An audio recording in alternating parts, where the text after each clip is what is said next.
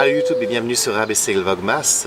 Aujourd'hui on continue l'alphabet avec la lettre I pour IFI.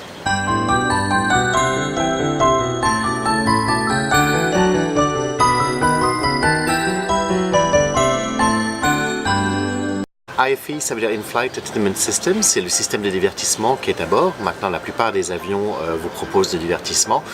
Si on retourne dans les vieilles années de la sortie de C147, vous aviez un écran principal pour tout le monde avec une prise pour un écouteur qui était souvent quelque chose avec des tubes. Le son était envoyé à travers ces tubes, donc c'était des tubes avec de l'air, il n'y avait rien d'électronique vraiment là-dedans. On est rendu avec quelque chose de beaucoup plus technologique. Maintenant, dans la plupart des avions, vous avez une prise pour moins USB pour charger vos gadgets. On a deux types d'IFI qui sont proposés. Le premier, c'est ce qu'on appelle le seat back, ça veut dire qu'en face du siège devant vous, à l'arrière du siège devant vous, en fait, vous avez un écran. Et sinon, l'autre système qui est utilisé, c'est par le biais du Wi-Fi, du Wi-Fi. Certains produits vont être diffusés à bord, donc ça ne veut pas dire que vous avez Internet. Vous avez juste un réseau interne à l'appareil avec une bande de données qui va pouvoir diffuser des programmes à la demande directement sur votre propre appareil. Ce qui est parfois ennuyeux, c'est que vous avez cette option à bord, mais vous n'avez pas l'option de charger votre appareil. Ça fait que lorsqu'il n'y a plus de batterie, c'est terminé, vous pouvez plus profiter de l'IFI.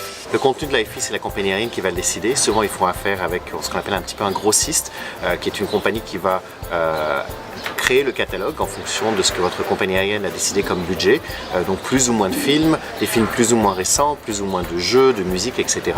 Vous envoyez tout au fournisseur de services qui va être en général Panasonic ou Rockwell. Vous avez différentes marques qui vont pouvoir diffuser ça. Les menus vont être testés pour vérifier que tout fonctionne bien, et ensuite, en général, dans mon cas, c'est le premier du mois, tout le nouveau contenu est téléchargé directement à bord, et le premier du mois, on a tout ce qui est mis à jour. Certains systèmes d'IFI sont de la télévision en direct. En général, c'est lorsque vous volez au-dessus d'un continent. Je sais par exemple aux États-Unis, bien souvent, vous avez live television, donc vous avez 10, 15, 20 chaînes. Vous pouvez carrément zapper d'une chaîne à l'autre et regarder un petit peu ce qui est proposé, mais c'est de la télévision qui est complètement gratuite.